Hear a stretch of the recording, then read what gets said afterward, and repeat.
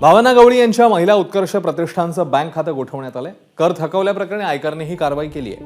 8,26,00,000चा आयकर थकवल्याचा ठपका ठेवण्यात आलेला आहे। तर लोकसभेसाठी महायुतीची उमेदवारी भावना गवळींना द्यायची नाही म्हणून नोटीस आल्याचं सुनील महाराज यांनी सांगितलंय। दरम्यान या प्रकरणी भावना गवळींशी संवाद साधला असता कुठलेही बँक खातं गोठवलेलं नाही असं त्यांनी स्पष्ट केलं। तर उमेदवारीबाबत विचारलं असता मेरी झांसी नहीं दूंगी असं म्हणत लोकसभा लढवण्यावर ठाम आहेत असंही त्यांनी म्हटलंय।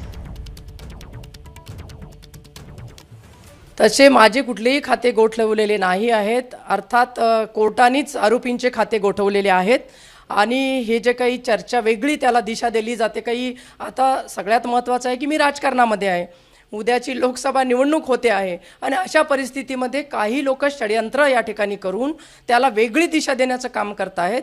तर इन्कम टॅक्सच्या नोटीस ह्या प्रत्येकाला येतात आणि त्याच्यामध्ये लोकांनी त्याच्यावर ते बळी पडू नये त्या सगळ्या गोष्टीला। ही माझी प्रतिमा खराब करण्याचं काम या ठिकाणी केल्या जाते असा माझा स्पष्ट आरोप आहे। काही विरोधक आहेत किंवा काही उत्सुक लोक आहेत निवडणुकीमध्ये तुमच्या विरुद्ध उतरणार आहेत, तुम्ही काय भूमिका तुमची काय असणार आहे? माझी भूमिका हीच आहे, मेरी झांसी नहीं दूंगी। त्याच्यामुळे मी तर लढाई लढणारच, मी तयार आहे। एबीपी माझा, उघडा डोळे बघा नीट।